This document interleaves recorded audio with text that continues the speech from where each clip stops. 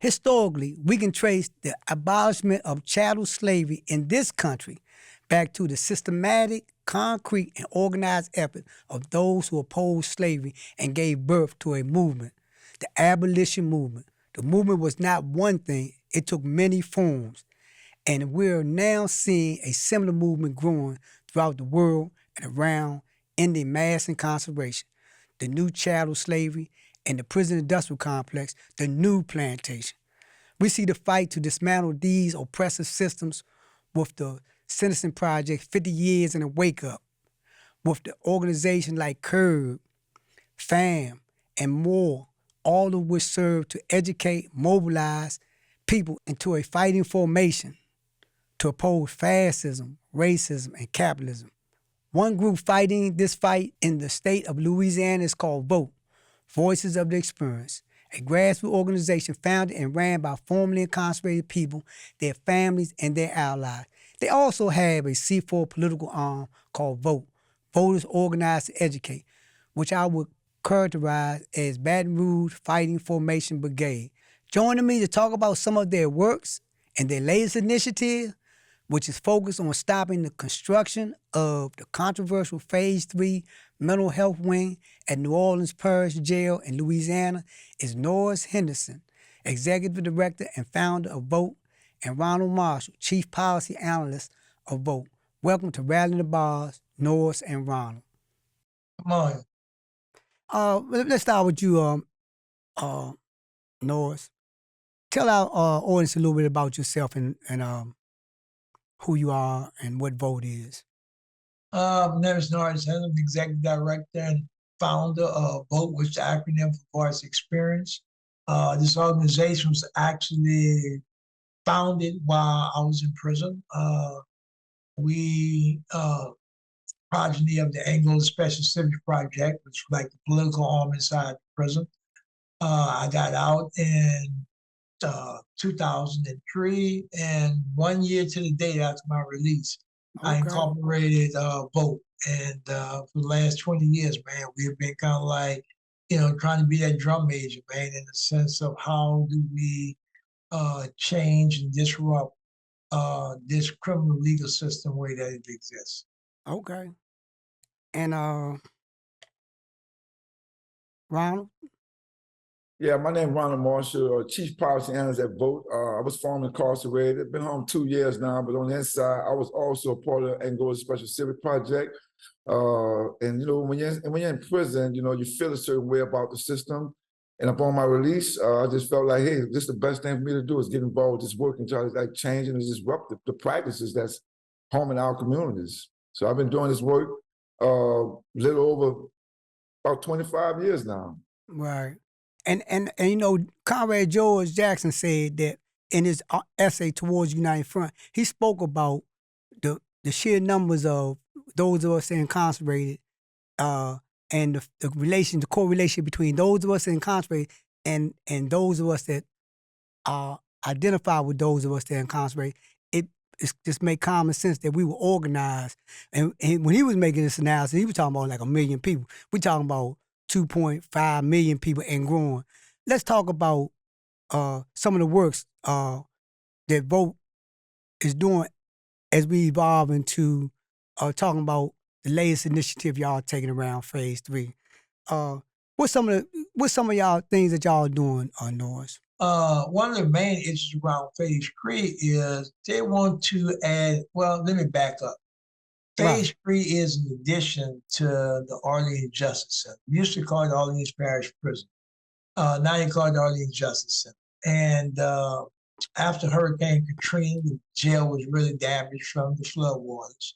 And city was trying to move to build a bigger jail. And so we're like, okay, yeah, it needs a bigger jail, but it don't need to be big as it was. Pre-Katrina, our jail had the capacity for 8,000 people. That was like larger than the population in the maximum security state penitentiary. And so we fought to downsize this construction to 1,438 beds with the proviso that before they open up, all the other jail beds in this city will be demolished. And so fast forward, the conditions, inside of prisons, they always deteriorate real fast. And so there's a mental health crisis here within the state, probably likely all over this country. Right. And so folks suggested that, well, we need to build a mental health wing in the jail. We're like, okay, fine, put it inside the jail. But so this phase 3 is this idea that they want to construct $110 million wing to the jail Right. for 56 people. And so our work is trying to stop that. Last week we had filed for temporary restraining order, got them to halt the construction, and then we went in front of a judge who, the way he ruled really to me is if he had a vested interest in trying to see this project go forward. Right. So we're in the appellate process with that. But that's what kind of like started this, stop phase 3. Phase 3 is actually an addition to the building that they're trying to do, and that's what we're trying to circumvent. And okay, and in that regard, right? As I was doing my background on this, okay, so all this evolved out of, like you say, the dilapidation of the jail, a consent decree coming out relative to mental health, the status of mental health prisoners, finding space for them, and in the consent decree it said it mandated that certain things take place. So despite opposition from the community and the people that have a vested interest in their loved ones being treated humane, despite them saying, well, they don't want this particular design, it's still going forward. Talk about that, Ron. So what's happening from our perspective, the federal court is overstepping its boundaries and ordering the city to finance a jail without going through the rules and procedures, right? We have a home charter rule here in New Orleans that governs our elected officials' behaviors as well as their responsibilities. Right. In this case here, the judge said, listen, you don't give me what I want, I'm gonna hold the entire city in contempt of court, including the city council and the mayor. And the mayor just took $32 million of money without getting an amendment to the capital budget, and she just gave this money away. And that's what our whole fight is about, forcing them to follow the rules of engagement as it comes to elected officials. Vote stands as the senators of justice. It's like we're on this high mountain overlooking the city, watching for all forms of injustice. If we see an injustice happen on our watch, we call it out. And that's what we're basically doing in New Orleans right now. We're calling out the injustice that we're seeing happen on our watch. And we're saying to the city council, as well as the mayor, you're not going to do it on our watch without hearing our voice. So that's what we're doing around phase 3. We're making sure they hear our voice, making sure we name their practices, violating the rules of engagement. That's right. We're trying to hold these people accountable. That's what we do. And you know what? And all of us come out the same space. I did 48 years prior to being released, and I'll be out December the 5th. I've been out 4 years. But and during that period that I was incarcerated, the one thing we was trying to get, what y'all have been able to get, is, and we're just starting to get to that point now because a large contingent of us got out that was active in the joint, but was trying to get a legitimate organization to be oversight, to be oversight of the legislative process, to be oversight of the state and local government, in order to ensure that the money that's being allocated be allocated appropriately for the people that's affected by it. And like in this case, where you gonna take and misappropriate monies, where you have high unemployment rate, dilapidated schools. You have a lot of things you be doing with that money. But talk about how a vote is able to get this traction in terms of mobilizing people. Because I was looking at some of y'all initiatives. Y'all just had a demonstration like last month around this issue. Talk about that, Norris. Well, the thing about that is, we're a base building organization, and our base is us, formerly incarcerated people. And so we've been blessed to be able to kind of like wake up that sleeping giant. You That's know, right. and this Come on. whole thing inside was that, hey man, look, we don't really have the real power in here. Our power is the extension of our family. Let's organize them and Yeah. we can make something happen. So fast forward, we get out, and so the same message we was passing on while we was inside. Now it's like it's the inside outside. We're reaching back, telling those guys inside, "Hey man, look, y'all got to get y'all families involved. Direct that traffic towards us, and we can help kind of like guide it." And Right. so that's where the blessing has really been. We've been able to kind of like utilize family and friends to kind of like build this not just local network here within Louisiana, but even this national network, man, of trying to, you mentioned during George address was like it was a million something people. We've almost over like now, man, 200 million people have come in Right. contact with Right. this criminal legal system in this country, and who all has a vested interest in trying to dismantle it in some shape, form, or fashion. Right. So that's why I was strength lines. I was strength lines, and those who are closer to the problem, they're much closer to the solution. We're just farther away from the resources. Let me ask y'all. Let me ask you this here, because you have a lot of cynicism around the electoral process, and in most cases, rightly so.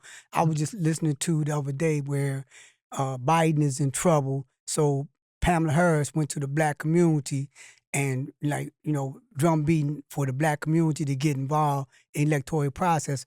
But when we look at the plight of the black community overall, I'm talking about nationwide, we still in the same state that we was in prior to anybody being in there. Obama, whoever you call, whoever was in there, our state hasn't changed. What is it about the vote? What is it about the electoral process, or is it y'all strategy, specifically the electoral process, or is this a tactic in y'all strategy? What is it about that in Baton Rouge, in Louisiana, that y'all think that y'all able to get some traction?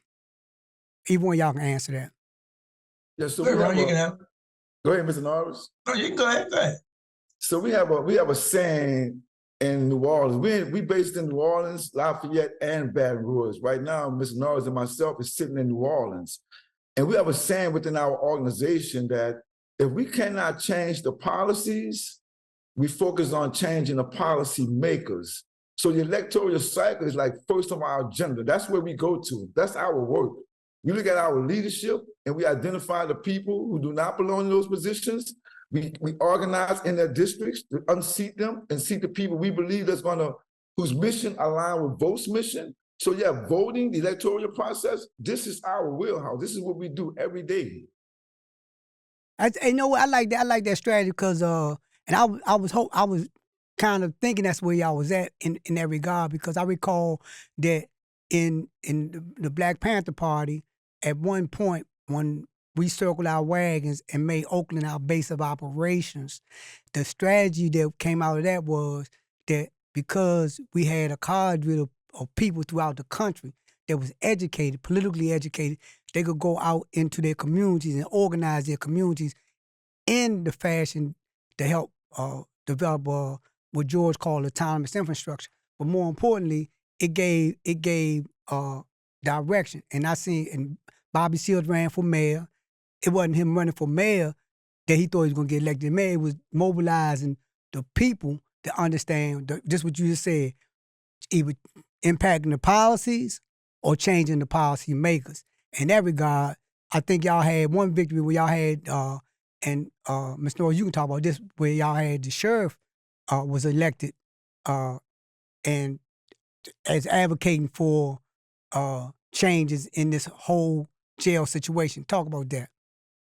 Well, that election was very, very important, and primarily because I tell people all the time it's easy to get somebody elected. Taking somebody down really takes some work. That's right. Come on. And so we were able to focus up on 17 years of failure that this guy had on his Yeah. wife. Yeah. And the advantage for us again was most of us have been through that jail. And so we knew it. So we became the educators about what were the want, needs, and desires of the people in there and what it was going to take to bear it. And at the end of the day, it was like, We just have a bad leader in that position. And folks were like, oh, he's a nice man. And so our campaign was like, yeah, he might be the nicest man in the world, but he's a lousy sheriff. That's right. That's And right. we was able to take him out of office. And so we believe that when you take down the line, the whole jungle quakes in fear. He was the line to us. And we took him down. And when we took him down, what it did was it encouraged our people, those who were kind of like on the fence about the political process, was like, man, y'all ain't gonna get nothing done and people gonna do what they want to do. But they saw that victory as like, wait a minute, man. This is a kind of like the entry into changing this whole dynamic, not just with the sheriff race, but every other race, for judge, for DA, you name it. If we engage, we can play a part. In most cases, we've been blessed to almost dictate the outcome.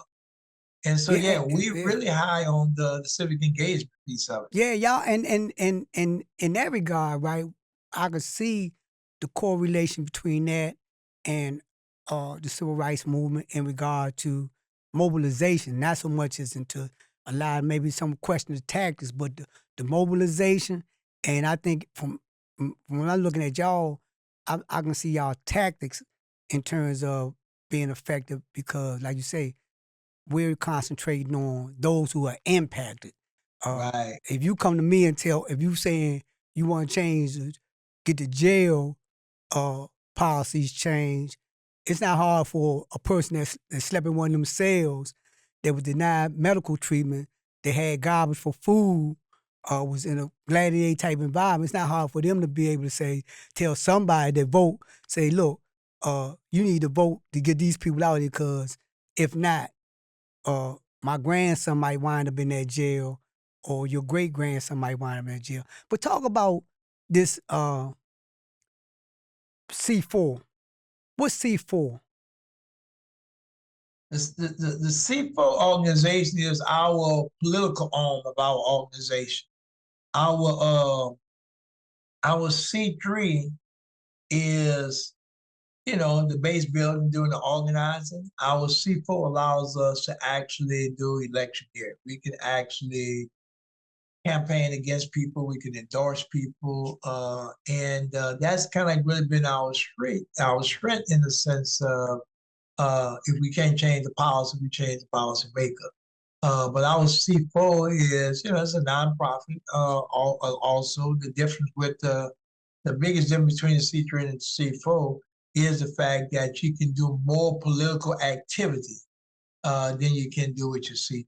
C3 is more about education. Right. Because I know I know that like if you're a nonprofit, they got certain prohibitions on endorsement and doing political work as a nonprofit. So when you saying that the C4 give you all that coverage in terms of being able to do that, talk about how y'all, the men and women that's coming out of these off these plantations, how y'all absorbing them and what type of resources do y'all have to help them like transition back in society? Because like I said, I did almost 50 years, and when I got out, I didn't know how to get, and I got out right before COVID hit, but I was scared to go down in the subway because I ain't think I would like not so much come back out the subway, but if I got on the subway line, I would go somewhere and wouldn't be able to get back. Right. Until somebody educate me and say, just going over side, the one that took you out, just going over side is going to bring you back. So I got that comfortable with that concept right there, literally. Right. It took me a minute to get down. So talk about that because I know that's important in terms of them maintaining and supporting y'all organize, even though always come out the same space. I might know you from the institution, but if I ain't got nothing to eat, if you tell me this gonna help, somebody I left behind, that's all well and good. But I don't have nothing. I don't see no type of empowerment. Then I'm not gonna be inclined to be as diligent as I see y'all people are today. So I want you to educate our audience on that. Right. Well, what was the first thing? one of the things was my transition was almost flawless. You know, I had like a job waiting on me for like 10 years with my attorney who would represent, and had food, clothing, shelter all in place, and run into just like the scenario you was describing. Guy knew inside, came home, came looking for me. We go to breakfast and chit chatting. And the guy literally told me he was homeless. I've been homeless for like 3 years. And that hit me in a way, man, that this just shouldn't be. And so myself and five other formerly incarcerated brothers, we put together and we opened up a transition house for men. And that's been over the last 7 years. And last year, or either year before last, we opened up a transition house for women right behind our building. And so one of the things that we tried to do to help people get acclimated is create this overhead-free environment where they can come and live for 6 months overhead-free. We connect them to all the social services that they need and try to steer them.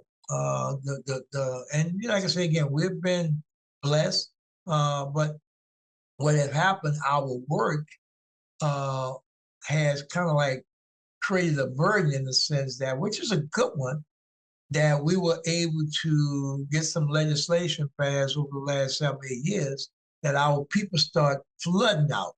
And so we had more people than we had spaces to absorb them. Right. But, you know, for the most folks, some of the folks went back to family.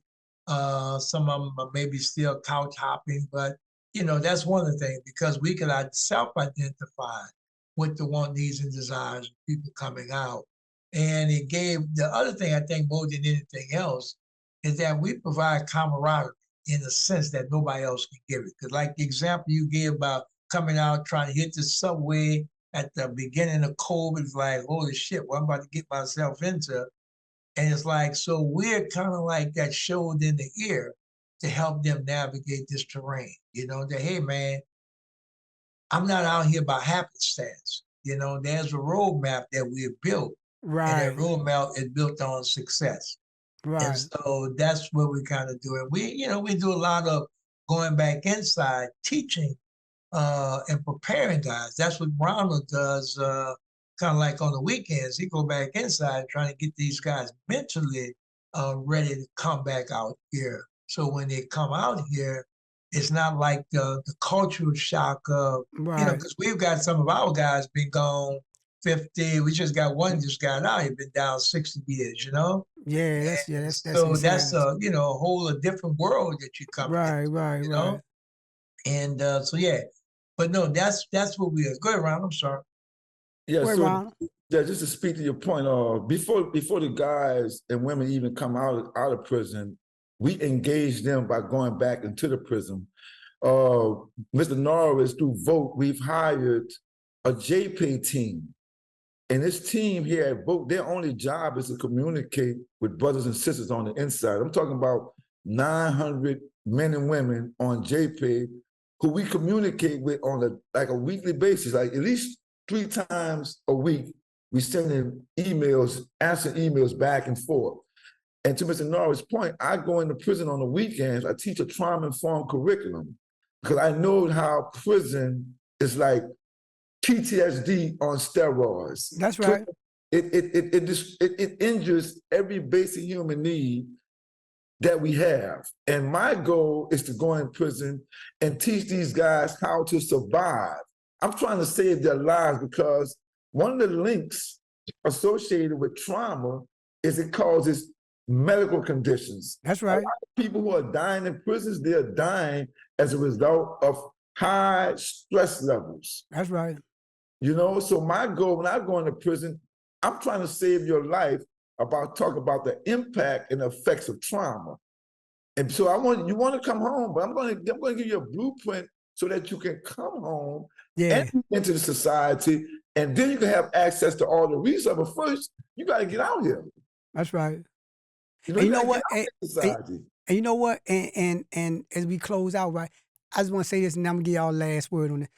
And I'm looking at y'all strategy, right? And like I said, I take my hat off to y'all because this is what we do on this end, right? We organize, and I see y'all got y'all organizational structure down in terms of like operating on all phases. That's come from, like you say, lived experience. When we in this environment, when we in prison, we try to create as many avenues to get exposure as humanly possible, and we find ourselves like creating self-help groups, create organization, whatever it might be, to try to get people to come in so we can get them to understand what's going on. And I see y'all doing that. Talk as we close out, Norris. Talk about where y'all going. We already know that y'all on phase 3. Talk about where y'all think y'all gonna be at this time next year, if you can put your futuristic hat on in terms of like phase 3, and how we can get in touch with you and stay in touch with y'all organization. Well, first of all, how to get in touch with us, we're at our website is www.varsity-experience.org. You can just Google us, vote Varsity Experience, and it'll pop up. Our C4 is Voters Organized Educate. But what we see ourselves at next year, our general counsel right now, we're waiting on the transcript from the little temporary restraining order hearing we had last week, so we can lodge an appeal. But while we're doing that, we're in the throes of creating another congressional minority-majority district. The Fifth Circuit Court of Appeals the other day said, let's move forward. We're trying to create this district. So they got this incoming governor coming in, so he's going to call a special session. But our attorneys, because I'm a plaintiff in the case, our attorneys are trying to get a status hearing scheduled this week. That's right. So we can kind of like figure out where we at. So the biggest thing is like trying to build this momentum for next year, going into these congressional maps and kind of like carving out another congressional district for African American people within this state. That's so right. We're steady kind of like seizing all these opportunities to continue to build power. And we can tell the story to our people, hey man, we all started this inside the education building, inside the prison. Right. And so they can kind of like see our trajectory in the sense of, this is why you need to engage. And like Ronald said again, he mentioned JP, but for those folks who may not understand what JP is just email system that's inside prisons. And we got like 900 members inside, across this system, across this system that, that's emailing us all day, every day, where we have hired a team of people just to address those concerns. Yeah. And that's how we develop our policies moving forward, listening, at those guys. We're the shoulder in the ear for those guys. They kind of like give us direction, And Ronald, you can amen. You can come on in with your amen as we close out. What's your amen on this subject matter? First of all, man, I appreciate what you're doing, giving us a platform to talk about some of these issues that affect our community. But, we're going to continue to do this work until this work no longer exists. And, it's sad that we're in 2023 and we're still waging war that was being waged when our ancestors was on the plantation. Come on. It bothers me, man. It bothers me every day I walk in this office to know that we're still carrying a torch that's been passed on to us from the 60s, from the 30s, from the 1800s. You know what I'm saying? When is it going to end? When is it going to end? Until it ends, I'm going to be here waging war with this organization, because I love my organization. I love what we do. Like I said, we are definitely the senators of justice. We're on that high mountain overlooking the region, watching out for all forms of injustice. And I love the work we do here. So on that note there, I appreciate you all for hearing us. Thank you. And you know what? I'm gonna throw a historical analysis out there. At the Battle of Dien Bien Phu in Vietnam, when North Vietnam fought the French, they called the North Vietnamese a ragtime operation. They beat the French, and subsequently they liberated the whole Vietnam. I see this happening with y'all. Y'all rattle the bars today. All of us come out that same space. We know what it took to get the attention of people. When we was on lockup and lockdown, we had to make a lot of noise. We had to kick them. That's right. That's what just rattling. Y'all rattling them bars today. Listen what I'm saying. Y'all made my spirit feel good. I see y'all work, and this podcast right here, I'm going to dub this one the education of anybody that want to know how to dismantle the criminal injustice system, just look at this podcast right here, because y'all on all cylinders. Thank you very much. And we ask y'all to continue to support Rattling the Bars and the Real News. You see what we working with. Look, we working with a stacked deck. I don't care how you cut these cards, it's all we gonna come out, we winning. And these brothers showed us today how to win. And it's only because of this Rattling the Bars and the Real News that you're gonna get this kind of coverage. And we ask that you continue to support us and continue to look at what's going on and vet what's going on. And I believe after the day, when you see this podcast, you'll believe that anything is impossible.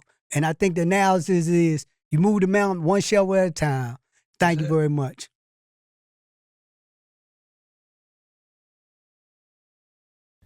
Thank you so much for watching the Real News Network, where we lift up the voices, stories, and struggles that you care about most. And we need your help to keep doing this work. So please, tap your screen now, subscribe, and donate to the Real News Network. Solidarity forever.